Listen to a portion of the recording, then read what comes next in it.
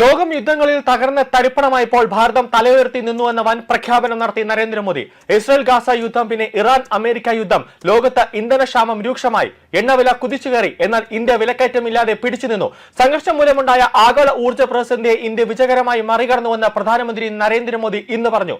രാജ്യം Iran America യുദ്ധത്തെ അതിജീവിച്ചുവെന്ന വൻ പ്രഖ്യാപനമാണ് മോദി നടത്തിയത്. യൂറോപ്പിലടക്കം വികസിത രാജ്യങ്ങളിലടക്കം എണ്ണവിലയ്ക്കും സാധന വിലയ്ക്കും ഇരട്ടിയായി. ജനം ആശങ്കയായി. അവരുടെ കരുതൽ ശേഖരമെല്ലാം തീർന്നു. എന്നാൽ ഭാരതം ഇവിടെ ലോകത്തിനും അത്ഭുതമാക്കുകയായിരുന്നു. ഒരു വികസിത രാജ്യം അല്ലാത്ത ഭാരതം വികസിത രാജ്യങ്ങളെക്കാൾ വലിയ മുന്നേറ്റം നടത്തി. വികസിത രാജ്യങ്ങൾക്ക് പോലും ജനങ്ങൾക്കും അവരുടെ പൗരന്മാർക്കും വില പിടിച്ചു നിർത്തി സാധനങ്ങൾ നൽകാനായില്ല. ഇവിടെയാണ് ഇന്ത്യയുടെ കരുത്ത്. ഇന്ത്യൻ സമ്പദ് വ്യവസ്ഥയെ ഒന്ന് തൊട്ടു നോക്കാൻ പോലും ലോകത്ത് നടന്ന ഒരു യുദ്ധത്തിനും സാധിച്ചില്ല.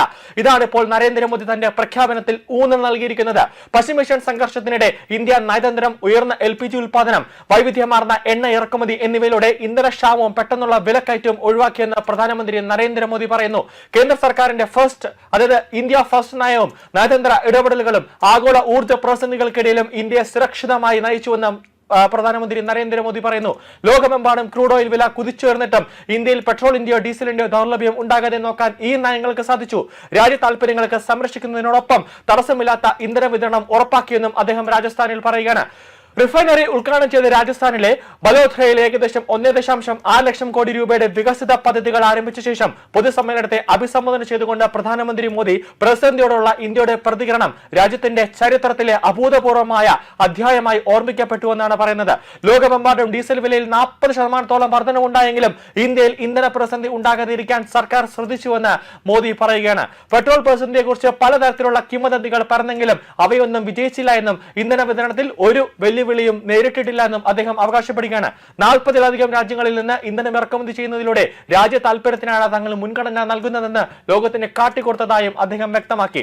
ആഭ്യന്തര ആവശ്യങ്ങൾ സംരക്ഷിക്കുന്നതിനോടൊപ്പം തന്നെ സംസ്കരിച്ച ഇന്ധന കയറ്റുമതി ചെയ്യുന്നതിലും ഇന്ത്യ ശ്രദ്ധ കേന്ദ്രീകരിച്ചു. പശ്ചിമേഷ്യൻ സംഘർഷത്തെ 21-ാം നൂറ്റാണ്ടിലെ ഏറ്റവും വലിയ ഊർജ്ജ പ്രതിസന്ധിയായി വിശേഷിപ്പിച്ച പ്രധാനമന്ത്രി ഇന്ധന വിതരണം ഉറപ്പാക്കാൻ പല രാജ്യങ്ങളും പാടുപെട്ടുവെന്നും അതേസമയം ഇന്ത്യക്ക് തങ്ങളുടെ പൗരന്മാരെ തടസ്സത്തിന്റെ ഏറ്റവും വലിയ പ്രത്യാഘാതങ്ങളിൽ നിന്ന് സംരക്ഷിക്കാൻ കഴിഞ്ഞുവെന്നാണ് മോദി പറയുന്നത്. പശ്ചിമേഷ്യയിലെ യുദ്ധം 21-ാം നൂറ്റാണ്ടിലെ ഏറ്റവും വലിയ ഊർജ്ജ പ്രതിസന്ധിയാണ് സൃഷ്ടിച്ചത്. പല ശക്തമായ രാജ്യങ്ങളും ഇന്ധനക്ഷാമം നേരിട്ടു. പക്ഷേ ശരിയായ സമയത്ത് ശരിയായ തീരുമാനങ്ങൾ എടുക്കുകയും സാഹചര്യം ശരിയാക്കി വിലയിരുത്തുകയും വിഭവങ്ങൾ വിവേകപൂർവ്വം ഉപയോഗിക്കുകയും നയതന്ത്ര ഇടപെടൽ ശക്തിപ്പെടുത്തുകയും ചെയ്തതിനാലാണ് ഇന്ത്യ ആ വെല്ലുവിളിയെ അതിജീവിച്ചതെന്നാണ് മോദി പറഞ്ഞത്. ചിലർ കിംവദന്തികൾ പ്രചരിപ്പിക്കുകയും പരിഭ്രാന്തി സൃഷ്ടിക്കുകയും ചെയ്യുമ്പോൾ തടസ്സമില്ലാത്ത ഊർജ്ജ വിതരണം ഉറപ്പാക്കാൻ കേന്ദ്ര നയപരവും നയതന്ത്രപരവും അതോടൊപ്പം തന്നെ തന്ത്രപരമായ തലങ്ങളിൽ തുടർച്ചയായി പ്രവർത്തിക്കുന്നുണ്ടെന്ന് അദ്ദേഹം പറയുകയാണ്.